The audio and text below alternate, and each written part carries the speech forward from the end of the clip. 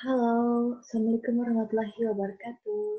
Kembali lagi bersama saya Widya Rahma dalam pelajaran pengembangan organisasi.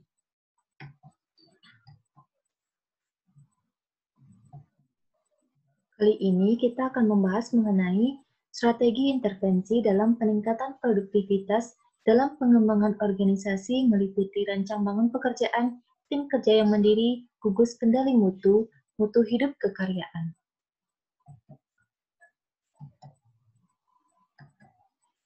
Nah, mengenai strategi intervensi dalam peningkatan produktivitas, terdapat beberapa bahasan yaitu rancang bangun pekerjaan, tim kerja yang mandiri, gugus kendali mutu, dan mutu hidup kekaryaan. Dalam menyusun rancang bangun pekerjaan yang baru, ada 3 hal yang perlu diperhatikan. 1. Rancang bangun harus mencerminkan tuntutan organisasional dan perilaku pekerjaan yang dirancang. 2. Membuka ruang bagi para pelakunya untuk menjalankan pekerjaan sesuai tolak ukur kepuasan masing-masing. Dan 3. Tingkat produktivitas dan kepuasan yang diterima pelaku dapat diukur dengan tercapainya produktivitas dan kepuasan dalam skala organisasional. Adapun unsur-unsur rancang bangun pekerjaan. Satu unsur organisasional, yaitu dalam membuat rancang bangun pekerjaan, yang dipentingkan ialah bagaimana membuat suatu kerja organisasional menjadi efisien. Tentu saja di sini membutuhkan struktur kerja yang ditempati oleh sumber daya manusia yang tepat. Kemudian, masing-masing pekerja akan menjalankan tugasnya sebagaimana posisi yang ditempati. Selanjutnya, tuntunan lingkungan. Poin ini lebih hendak menjembatani situasi yang berada di luar unsur organisasional, tapi mempunyai pengaruh yang penting terhadap terlaksananya suatu pekerjaan. Terlebih banyak orang yang berinteraksi di dalamnya. Hal ini juga berkaitan dengan penggunaan alat, robot, suasana kerja, dan sebagainya. 3. Keperilakuan keberadaan. Unsur keperilakuan ini berkaitan dengan mempertimbangkan masing-masing individu yang terlibat dalam suatu pekerjaan atau organisasi. Tolak ukurnya ialah mutu kehidupan berkarya dari pekerja.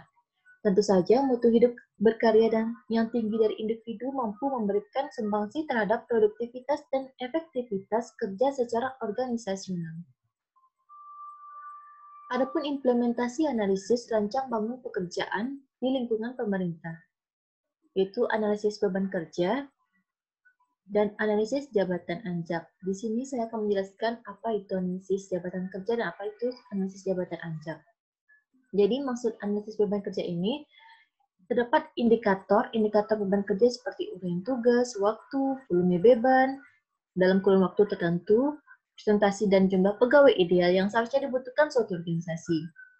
Melalui analisis beban kerja ini, kebutuhan pegawai di masa depan bisa direncanakan untuk diusulkan pada perekrutan pegawai baru ke pemerintah kabupaten bila dibutuhkan. Nah, mengenai analisis jabatan anjak, seluruh jabatan pegawai mulai dari staf dan pejabat struktural maupun fungsional masuk ke dalam nama jabatan. Nama jabatan ini ditentukan oleh Badan Kepegawaian Negara yang disesuaikan oleh pemerintah kabupaten dan sekarang diganti dengan nama jabatan tertentu sesuai dengan pekerjaan yang ditangani. Selanjutnya masih mengenai implementasi analisis rancang bangun pekerjaan, yaitu mengenai SIMPEK, di mana biasanya memiliki situs internet yang membuat data pegawai, jabatan, unit kerja, dan informasi umum lainnya seputar pegawai. Sistem ini juga membuat jabatan kosong, pegawai yang akan pensiun, dan sebagainya. Selain itu, juga bisa digunakan untuk konsultasi online dan mengolah data-data kepegawaian. Selanjutnya, sasaran kinerja pegawai negeri sipil atau SKP. Dokumen ini merupakan kontrak pekerjaan antara pegawai dengan atasan langsung. Di sini memuat uraian tugas kualitas pekerjaan, volume atau jumlah pekerjaan, waktu, dan target sasaran, dan sebagainya. Nantinya pada akhir tahun akan dinilai realisasi beberapa dan akan kelihatan nilai prestasi kerja pegawai dalam daftar penilaian prestasi atau PNS. Selanjutnya kita bahas mengenai tim kerja mandiri.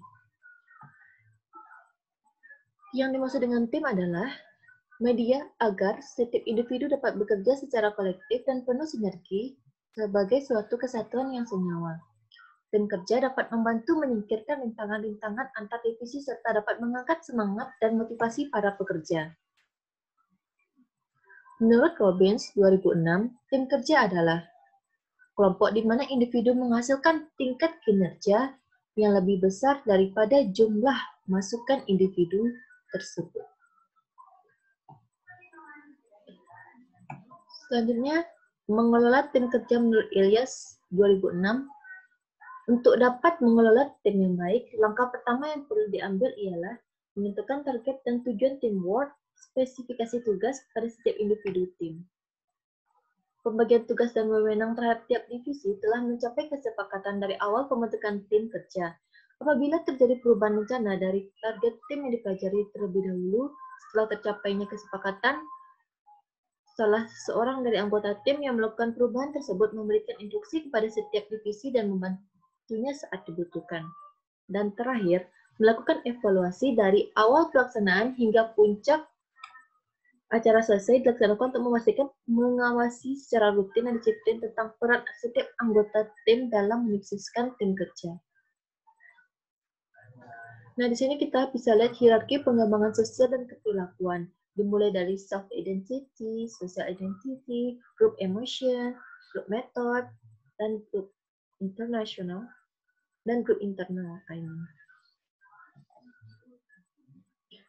Selanjutnya kita lanjut pada pengertian gugus kendali mutu atau Quality Control Circle, di mana gugus kendali mutu atau dalam bahasa Inggris disebut dengan Quality Control Circle adalah suatu kegiatan di mana sekelompok karyawan yang bekerjasama dan melakukan pertemuan secara berkala dalam mengupayakan pengendalian mutu atau kualitas dengan cara mengidentifikasikan, menganalisis, dan melakukan tindakan untuk menyelesaikan masalah yang dihadapi dalam pekerjaan dengan menggunakan alat-alat pengendalian mutu. Alat-alat pengendalian mutu atau G6 tools tersebut biasanya disebut dengan G7 tools yang diantaranya adalah terdiri dari Pareto chart, cause and effect diagram atau fishbone diagram, scatter diagram atau diagram tebar, control chart, peta kendali, check sheet, lembar periksa, histogram, dan stratifikasi. Adapun tahapan dalam proses pemecahan masalah dalam gugus kendali mutu diantaranya adalah 1. Mengumpulkan masalah yang berkaitan dengan pekerjaan, 2. Memilih dan menetapkan prioritas masalah yang akan diselesaikan, 3. Menetapkan target untuk masalah yang akan diselesaikan, 4. Menyusun rencana kegiatan pemecahan masalah, 5. Merekomendasikan solusi atau rencana pemecahan masalah kepada manajemen perusahaan, 6. Melaksanakan dan menerapkan tindakan pemecahan masalah yang telah disetujui manajemen perusahaan, 7. Monitoring dan evaluasi hasil pelaksanaan, 8. Melakukan standarisasi. Nah, selanjutnya mengenai quality of work life. Mengacu pada keadaan menyenangkan atau tidak menyenangkan lingkungan pekerjaan bagi seseorang. Tujuan utamanya dalam pengembangan lingkungan kerja yang sangat baik bagi karyawan dan juga bagi produksi. Adapun fokus utama pada quality of work life sendiri adalah bahwa lingkungan kerja dan semua pekerjaan di dalamnya harus sesuai dengan orang-orang dan teknologi. Davis dan Newstern 1994. Ada dua pandangan mengenai maksud dari kualitas kehidupan kerja, yaitu sejumlah keadaan dan praktek dari tujuan organisasi, contohnya seperti perkayaan kerja, penilaian yang demokratis, keterlibatan pekerja, dan kondisi kerja yang aman. Sementara yang lainnya menyatakan bahwa persepsi karyawan bahwa mereka ingin merasa aman, secara relatif merasa puas, dan mendapatkan kesempatan mampu tumbuh dan berkembang selayaknya manusia. Istilah kualitas hidup kerja pertama kali diperkenalkan pada Konferensi Buruh Internasional pada tahun 1972, tetapi baru mendapat perhatian setelah United Auto Workers dan General Motors berinisiatif mengadopsi praktik kualitas kehidupan kerja untuk mengubah sistem kerja. Adapun beberapa penerapan quality of work life yang banyak dilakukan oleh perusahaan seperti pemerkayaan pekerjaan, sistem kerja sosioteknis yang diperkaya, kelompok-kelompok otonom, lingkaran kualitas. Nah, menurut TR 2001 merujuk pada Nawawi, keberhasilan quality of work life Dari sudut kerja yang dapat melalui indikator-indikator yang dapat dilihat melalui indikator sebagai berikut, yaitu seperti keikutsertaan karyawan dalam bekerja akan memberikan rasa kepuasan, rasa puas mendorong karyawan untuk semakin aktif mewujudkan keikutsertaan dalam bekerja, tingkat kehadiran yang tinggi, kesediaan pekerjaan secara sukarela, merasa rugi jika tidak masuk atau tidak hadir, selalu terdorong untuk selalu menyampaikan saran dan meningkatkan produktivitas dan kualitas. Berikut adalah skema faktor-faktor quality of work life. Ada beberapa faktor, bisa kita lihat pada tabel di sini. Nah, sekian hasil presentasi saya. Mohon maaf apabila ada kesalahan, dan wabillahi taufiq wal hidayah. Wassalamualaikum warahmatullahi wabarakatuh.